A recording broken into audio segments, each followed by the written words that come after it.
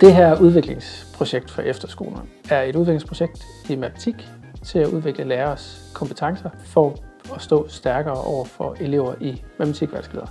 Det er et projekt udviklet af os på Skibelund Gymnastik- og Idrætsefterskole, som er en almen efterskole, i samarbejde med Stor Andst Efterskole, som er en skole for ordblinde. Projektet handler jo i bund og grund om at udvikle matematiklærers kompetencer og viden om elever i vanskeligheder til at kunne handle mere hensigtsmæssigt og bedre over for at udvikle eleverne. Og skabe bevidsthed om, at vi ved alle sammen, at der sidder elever i klasserne, der har det enormt svært i matematik, og derfor er vi også nødt til at gøre noget mere aktivt i matematikundervisningen for at tilgodese de her elever. Og så har jeg taget kontakt til Tom fra Stor Andst Efterskole om, at vi to, kvæg vores stillinger som afdelingsleder, kunne være projektleder på det her projekt om at gøre noget anderledes. Her på vores efterskole, Stor Andst Efterskole, har vi jo været en del af det her matematikprojekt sammen med Skibelund. Et projekt, der startede i skoleårets start, og så har vi i løbet af året arbejdet med det. Vi har gjort det sådan, at vi har undervist cirka et kvarter 20 minutter. Hver gang vi har haft matematik, har vi haft undervist i det, som vi kalder matematik for livet. Og det har givet sådan et afbræk i undervisningen. Enten har vi startet med det eller sluttet med det, og på en eller anden måde så er undervisningslektionen blevet mere overskuelig for vores elever. Efter jeg har været en del af det her udviklingsprojekt, så har jeg været mere bevidst om at bruge de her små pauser til at lave nogle ting, der fremmer deres matematiske tankegang. Førhen har jeg godt kunne give dem sådan 5 minutters pause, hvor de sådan bare lige fik noget luft. Men nu bruger vi dem på at lave hidden pictures eller labyrinter eller noget. Men noget, der gavner deres hoved i stedet for. Jeg synes, det har været fint, at jeg kan prøve at lave nogle anderledes ting i matematik. På grund af, så har der været lidt variation i det normale for alle de andre skoler. Vi har lært at spille forskellige spil og håndtere tal, lært nye regnemåder, og det synes jeg har været sjovt. Og måden vi har brugt det på, det er, at vi faktisk til hver undervisningsgang har lavet nogle af de øvelser, som man kan se her i videoen. Og noget af det, som de helt klart har taget til sig, det har været det med at lave labyrinter og sidde og tegne og være meget optaget af det, tegne figurer og mønstre. Ja, så har de også været optaget af de spil, hvor man skal sætte nogle klodser sammen til nogle figurer. Og det har de både arbejdet sammen alene om, men også, der har også været grupper, der er opstået med det. Så det er nok dem, jeg tænker, der sådan har været de største, hvis man skal sige, succeser. De her, de er sådan lidt mere målrettet på nogle af de her kognitive ting, som eleverne så kan have udbytte af og arbejde med, som ikke nødvendigvis er matematik. Okay, sådan der. 3, 2, 1, en halv, en kvart. Træd væk fra jeres kære. Jeg tror, det mest spændende, vi har lavet, det har været den der Kimsleinak. Jeg synes, det er sjovt, fordi du sådan kan bruge din hukommelse noget mere, i stedet for bare at skulle huske, hvordan regner man de her ting ud, men du så kan sådan huske forskellige genstande. Altså, jeg kan ikke huske det. Til at ligge som Jeg tror, det har været sådan det der med, at man har følt sig mere sådan fri, sådan, så der ikke var så mange krav. Man lærer en hel masse nye ting, man får mange venner, men man finder sig selv af en art. Der, hvor jeg synes, det også har båret frugt i forhold til eleverne, det er, at vi har som sagt undervisningslektioner på cirka 60 minutter, og nogle gange kan det være lang tid for en ordblind ung dreng eller pige at komme igennem sådan en lektion. Men ved, at vi har kunne krydre det med nogle af de her ting, så virker det faktisk som om, at lektionerne er blevet mere overskuelige for dem.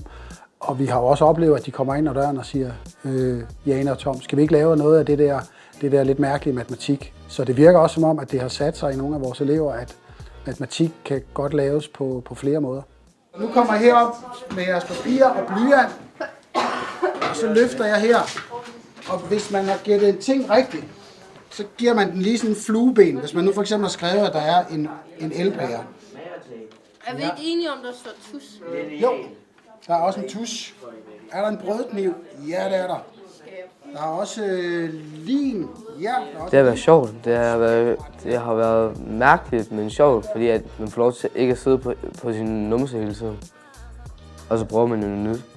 Det jeg nok mest kommer til at gøre, det er blandt andet de her test for at screene og ramme eleverne lidt mere målrettet, end at bare tænke, måske har du fået mig, og jeg kan forklare det på en ny og revolutionerende måde. Det er tit ikke det handler om. Det er noget af det, jeg kommer til at gøre anderledes. Jeg er også blevet mere bevidst om, hvordan man kan screene elever, så man finder ud af, hvilke nogle matematikvanskeligheder de har, og på den måde kan jeg støtte dem i det efterfølgende. Så Adlers matematiktest har åbnet nogle andre vinkler på det her med, hvor vanskelighederne kan ligge. Altså en tidlig screening med nogle af de her mængdetest, og så måske, hvis vi kan se noget bonge ud der, så gå videre med det. Det er noget af det, jeg synes, jeg blev nysgerrig på. Helt konkret, det er noget af det, vi har rykket os som skole. Vi har i det kommende skoleår målrettet tid til hver enkelt matematiklærer, som skal gå til de ca. 15% af elever, der har matematikvanskeligheder. Der er det ikke et spørgsmål, om lærerne har tid til at tage sig af dem. Det må ikke være et spørgsmål. Så den tid ligger til, at den enkelte lærer kan tage 1, 2, 3 elever ud en halv time om ugen, eller hvad der er brug for, til enten at lave en ekstra screeningstest for at blive nysgerrig på deres vanskeligheder, eller til at tage noget ekstra undervisning eller en ekstra bearbejdning af den undervisning, man har haft, for at støtte de få, der sidder med vanskeligheder. For os på Skibelund er det rigtig meget et projekt, der går ud på at dygtiggøre os som matematiklærere. På den længere bane, der skulle det gerne være sådan, at vi tidligere og tidligere kan spotte dem jo, så vi bliver dygtigere til at få taget hånd om dem. Der er også blevet etableret en forbindelse mellem vores 2 skoler. Vi har haft nogle uddannelsesdage sammen med de 2 skoler. Jeg er helt sikker på, at det her projekts kvaliteter, og grunden til, at vi står, hvor vi står nu, er i vid omfang grundet, at vi er 2 også forskellige efterskoler, der er gået sammen om det her. Og når vi snakker om på landsplan, er der 15% af elever, der kommer ud af grundskolen med omfattende vanskeligheder i matematik. Der har Tom fra Store Anstor og jeg jo haft en dialog om, at det tal er nok højt sat i forhold til Skibelund. Måske har vi faktisk kun 8-10%, der har vanskeligheder. Og måske er det omvendt lavt sat på Store Anstor, hvor der er flere elever med vanskeligheder. Det har også været med til at tydeliggøre, at problemet er der, og at problemet er relevant. Og at den sparring, der har været de 2 skolers lærere imellem de gange, vi har mødtes, har været enormt givende. På Skibelund kunne vi se, at Store Anstor bevægede sig i en anden retning for deres projekt, end vi gjorde, i sådan en meget konkret retning. Jeg skal pakke noget matematik i dag, og jeg tager den her.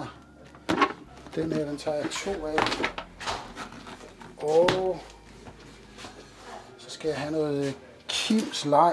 Hvor vi er gået mere i sådan en retning af at få åbnet op for at lave fælles idéer til matematikundervisningen. Få mere sparring lærerne imellem. Sådan kollegialt mellem os matematiklærere. En masse sparring og en større åbenhed. Og der er ingen tvivl om, at det, som jeg synes har været det mest givende, både for mig som matematiklærer, men faktisk også for skolen, det har været det samarbejde.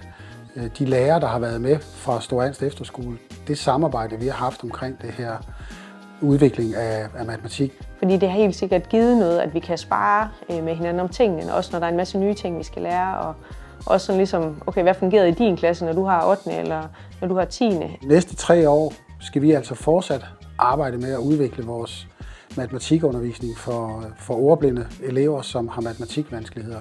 Vi vil faktisk godt blive en efterskole, som bliver så dygtige, at vi kan fortælle andre om, hvad vi gør, og faktisk også vil kunne inspirere og måske ligefrem kunne afholde kurser, sådan så vi kan få bredt det her ud. Så jeg har store forventninger til det, men er også ret spændt på det, fordi det er et stort brød at slå op og sige det, men jeg glæder mig rigtig meget til at fortsætte med det.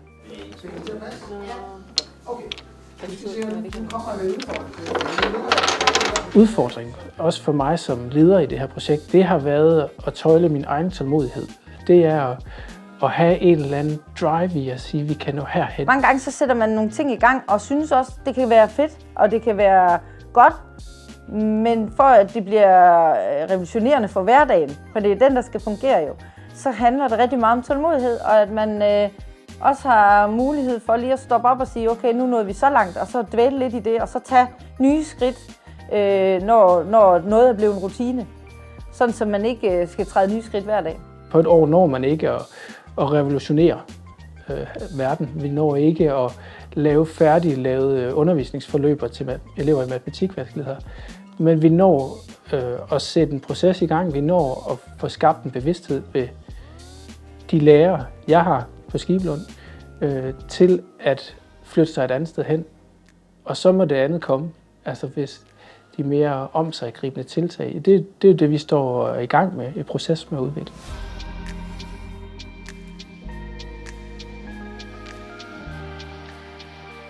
Det jeg kunne håbe på, og hvor projektet leder henad, og der hvor vi ender engang, det er jo, at elever, ja det må godt være alle elever, men især elever i vanskeligheder, efter et år på Skibelund siger, det der matematik, det var noget andet. Det var noget andet end det, jeg før har prøvet. Og det var der, jeg fik mod på at gå til matematikundervisning med tro på, at jeg var velkommen i matematikundervisning. At jeg også kunne være der og få noget ud af den undervisning. For de kommer med en helt anden erfaring. De kommer med en erfaring om, at det der matematikland, det er lukket for dem. De har haft mange nederlag, så det handler rigtig meget om at få skabt en tryg relation, hvor der er et læringsrum, hvor de bliver trygge, for at de kan åbne op og igen lære noget matematik.